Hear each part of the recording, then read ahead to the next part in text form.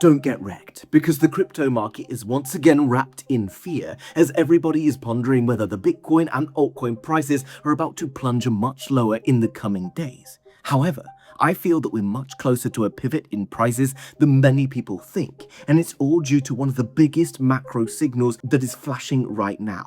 This important signal has been responsible for driving markets up and down over the past few years, and I don't think that this time is going to be any different. So if you're wondering what's about to happen next for crypto and why the Bitcoin dominance has been falling, sending a number of key altcoins surging towards the upside, then hit the like button and let's get into today's video. Now guys, once again, fear is gripping the crypto market as the Bitcoin price has currently fallen to around $72,600, a move down of nearly 11% since those early May highs. And it means that the Bitcoin price is now only 20% higher than it was from those February the 5th lows, all that time ago when we saw that crash in and around the Iran war fear. And this obviously has meant that everyone is now starting to once again adopt the 4-year cycle theory, believing that we must have to go much lower until later in the year, where everybody can buy Bitcoin and the altcoins in and around October when someone tells them that it's safe to do so. However, that 4-year cycle that everyone's been talking about has always been linked to something. There's always been something that's been driving it. And by understanding that, we can understand how much risk we're in right now of crashing back down towards these lows here, or whether or not this is soon going to end and we are going to be pivoting back towards the $90,000 plus area for Bitcoin and seeing a lot of growth again for altcoins. And it all hinges around this, the ISM, the manufacturing index. And I know you've seen this talked about many times before. But wait, because today is a big day for this particular chart and it's about to tell us a lot of key information. You see, later on today, and probably by the time that this video is live, you're going to see this particular data drop, the ISM manufacturing PMI for the United States. And right now you can see that it's been over the past few months at level 52 and above. And above 50 means expansion. And this is fairly impressive given the war in the Middle East, given hikes in oil prices and inflation and everything else. That's supposed to scare businesses, etc., away from expansion. But something is happening behind the scenes that is causing bigger than expected expansion. And whilst we don't have the reading for today's data yet, by the time I'm making this video, you're probably going to see it later, we can be pretty confident that it's going to be probably much higher than many people expect. You see, the Chicago PMI surged to 62.7, demolishing forecasts saying that it was going to be around 50. This tells you that manufacturing is likely exploding right now. Think about it for a moment. Why would manufacture start to explode? Well, because businesses have started to be able to borrow money at cheaper rates. I would imagine that there's also some business loans and business grants being handed out right now. I know one of the guys in my community in the US has been talking about this for his small business. This is exactly what we saw back in early 2020 that eventually led to the massive expansion that we saw that drove the 2020 and 2021 bull market. And here's the proof of it. On the top, you've got the ISM, and on the bottom, you've got the copper versus gold charts. Now, as you can see throughout history, whenever this tops like this did all the way back around the 29th of March 2021, it basically marks the top of the copper versus gold chart. Following this, you can see that it basically falls down, and whenever this is under 50, you are going to see copper versus gold starting to shrink. Now, copper is used in manufacturing, it's used in electric chips, it's used in building houses, it's used in appliances. When there is expansion, there's more money floating around, more liquidity that's effectively going to drive crypto markets. You're going to see the copper prices going up versus gold. Gold is the safe haven asset. It goes up when you want to be getting out of things like crypto and going towards something safe, which is why we're seeing gold kind of topping on low liquidity over the past few years. And then all of a sudden it starts to go down as you start to see more liquidity entering into the system and more risk being taken. Now, why does this matter to us as crypto holders? Well, simply because of this. You see, on the bottom, I've got the copper versus gold chart, and on the top, we've got the Bitcoin chart. Now, as you can see, throughout the history of these two charts, the copper versus gold always tops when the Bitcoin bull market tops. You can see that you have this first peak here coming in for Bitcoin in and around this kind of high area here, and then that second shoulder up back in 2022 that drove this expansion for Bitcoin. From that, you then entered into this bear market. Now, you do have brief periods of time where you see expansion again in the copper versus gold chart, and this is what causes the legs up in Bitcoin, but eventually you crash all the way down to these lows, which coincide with these February lows here. Now, what you should be seeing is this on the copper gold chart. Massive expansion. This has been going straight up, barely with any pullback since all the way back on the 23rd of February. Up in a straight line. It's telling you that money is flooding into the system.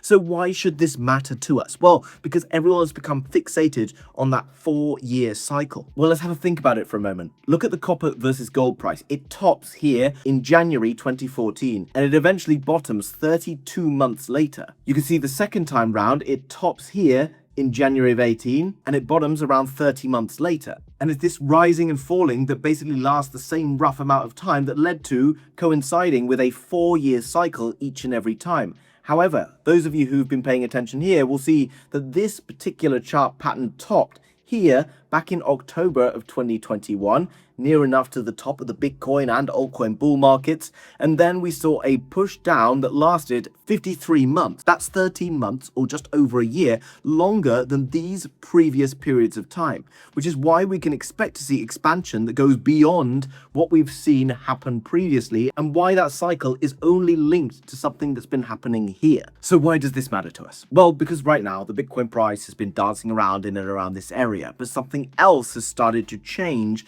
beyond just the Bitcoin price, and it's the Bitcoin dominance. If you can think back to 2022, where we had that kind of crash back in around kind of May time caused by quantitative tightening coming in, the Bitcoin price then bottomed later in the year. But actually in and around that June time, you saw coins like Ethereum and a number of other key altcoins already having bottomed, which meant by the low that came in later in the year for Bitcoin, many altcoins had already started to go up. I believe right now that we've seen a lot of altcoins already having bottomed. So even if Bitcoin does pull back down again, you might see higher prices coming in for a lot of different altcoins. Not all of them, but a lot of them. And you see the Bitcoin dominance right now has been selling off in a very interesting way. And it's this sell-off that has led to a lot of key altcoins starting to see growth again. Now, obviously, I've talked to you in the past about coins like Humanity. I've been posting about it multiple times over on my Twitter.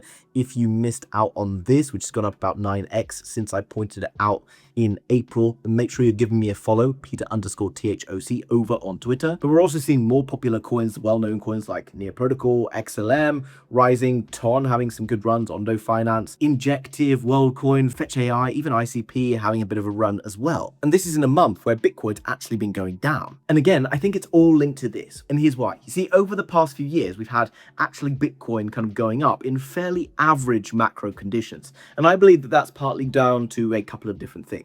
More adoption. We've seen ETFs become a real thing, and you've seen kind of speculation on whether the Clarity Act is going to get signed off. You've had Donald Trump come in, apparently becoming a pro-crypto government. That effectively led to a lot of speculation on Bitcoin. Overall, it just became a bigger ecosystem in that time, even though there wasn't the macro conditions to support that growth. And here's where you can see the impact that macro had on crypto more clearly than perhaps you can on the Bitcoin chart. And it's the others versus Bitcoin, or the altcoins versus Bitcoin. Now you can see over time there's been lots of peaks and troughs, but during this kind of major kind of leg down area that you've seen for copper gold over the years, this is where the others versus Bitcoin has been in this incredible bear market throughout that whole time. Now, while many people feel that we've been in a bear market for Bitcoin since back in October, this began all the way back in January 2022. That was like when the altcoins began topping just after Bitcoin had topped out back in November of 2021.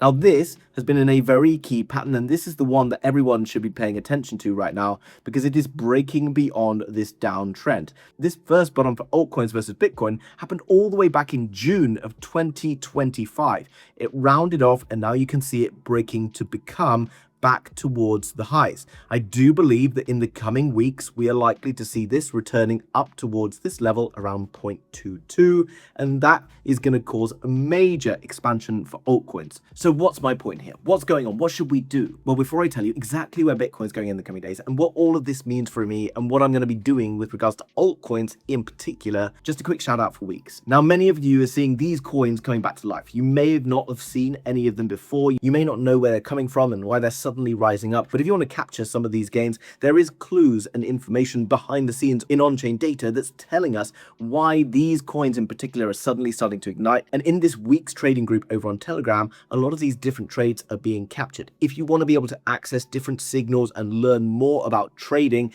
then make sure you join up to the WEEX link down below in the description. Over there, you can just make a deposit. You can sit on USDT until you feel that the time is right, or you can start to trade, etc. Some of the best fees around. But gain access to that VIP trading group with all of the signals provided to you for absolutely free. Right, now that's out of the way, let's crack on with it. Here's my thoughts. Let's look at where Bitcoin is right now. It's currently around $72,600. However, many altcoins like Pump Fund that makes revenue of around $2 million per day is sat down in and around this zone. It's been sat down here since back in December. And if you think about the others versus Bitcoin chart, this kind of suggests to you why you're seeing the bottom for many different altcoins. Whether this goes lower or whatever in the short term, I want to refer back to that Solana chart that I showed you the other day. It went down 80% to $1.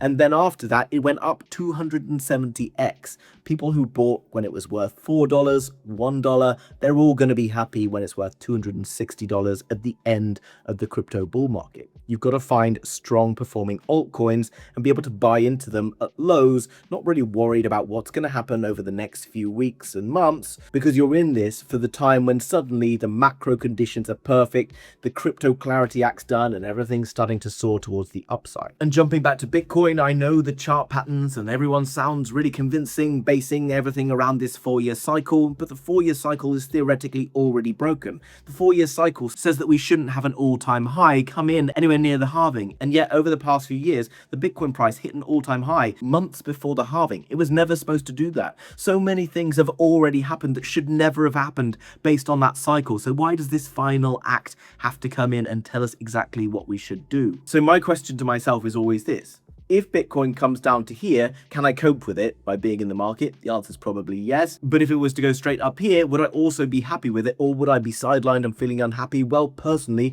I'm not sidelined. I'd obviously be happy if that happened. And I just don't think that the risk down towards this side is as big as everybody is trying to make out that it is right now. Because if you look at all the macro data, but then put it together with what the on-chain data is saying, then you can see that a lot of the realized losses, a lot of the fear and panic that creates these major shakeouts, that's already behind us. You see, this is the realized loss breakdown. This is where people have capitulated and sold their coins at lower prices when they've panicked. And you can see that we've had 2 liquidation events far bigger than we ever saw back in 2022 and 2023. Now, it doesn't mean that prices can't dip a little bit further in the next few days, but genuinely, I personally look at the charts right now and I feel that we're closer to lows than we are to highs, which means I have an opportunity to be able to enter in at lows rather than just entering in at highs like everybody else does. The best thing you can do is to be able to enter into strong coins with strong fundamentals that will be around when the market gets the sunshine on it again, and then you're going to be happy. So in order to work out how to identify those strong fundamental coins,